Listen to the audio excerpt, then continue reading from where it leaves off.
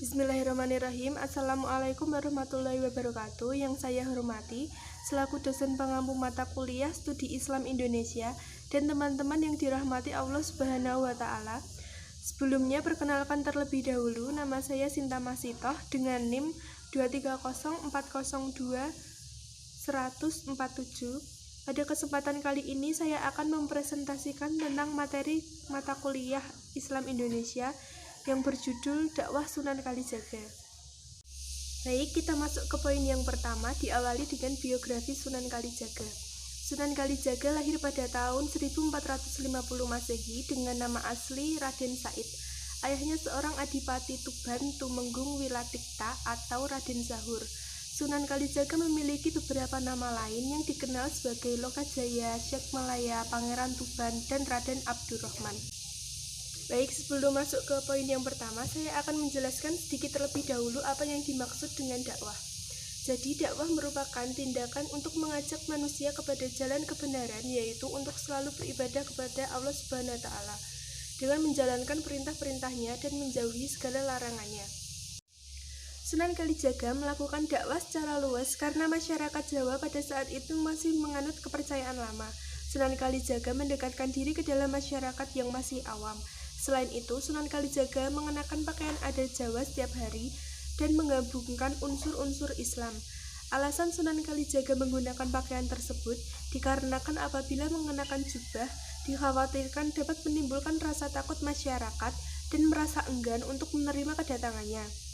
Salah satu hal yang dapat dikatakan unik yaitu ketika Sunan Kalijaga merebut simpati masyarakat terlebih dahulu agar mau menerima agama Islam.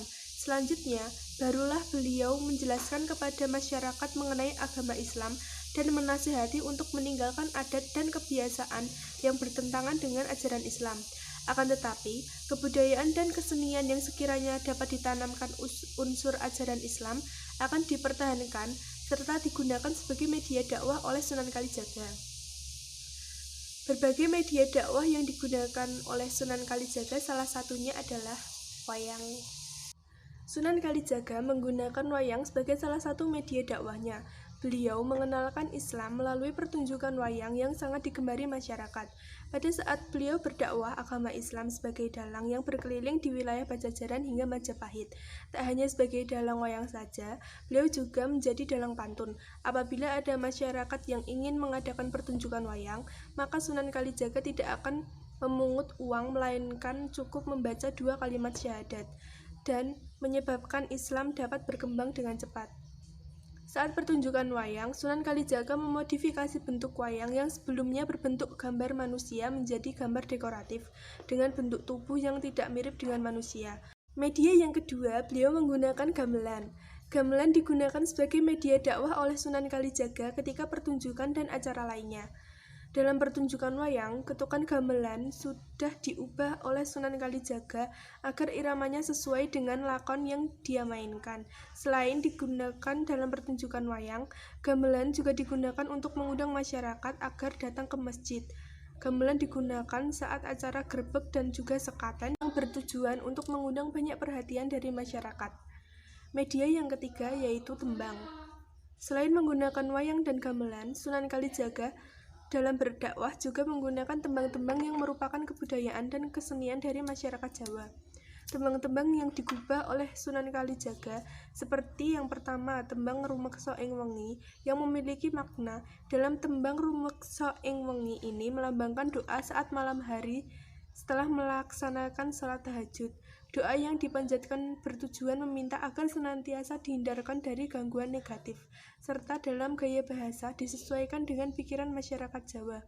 Tembang ini disusun oleh Sunan Kalijaga dikarenakan masyarakat Jawa masih kesulitan dalam menghafal dan melafalkan doa-doa yang berbahasa Arab.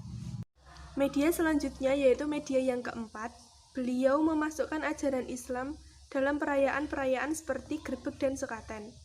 Dalam menyebarkan ajaran Islam, Sunan Kalijaga juga menggelar semacam perayaan yang dalam bahasa Jawa dikenal dengan istilah grebek, yang di dalamnya terdapat tradisi sekaten yang berasal dari kata sekati yang berarti nama 2 alat gamelan. Selain menggelar musik gamelan dan tari-tarian, Sunan Kalijaga juga mengajak masyarakat menghiasi kompleks masjid.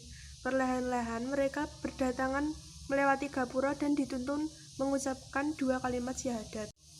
Jadi dapat disimpulkan, metode dakwah yang dilakukan oleh Sunan Kalijaga dalam menyebarkan Islam di Indonesia, khususnya Jawa Tengah, yaitu dengan cara terjun langsung ke berbagai lapisan masyarakat, dari masyarakat bawah hingga masyarakat lapisan atas, adalah bukti kebijaksanaan Sunan Kalijaga.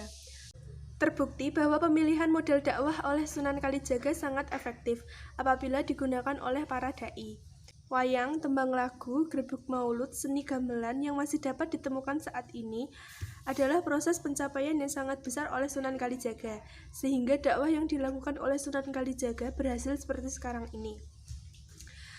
Sampai di sini presentasi yang saya sampaikan pada kesempatan kali ini saya akhiri. Mohon maaf jika materi yang saya jelaskan sulit dimengerti atau dipahami dan juga banyak kesalahan dalam penyampaian. Sekian saya akhiri. Wassalamualaikum warahmatullahi wabarakatuh.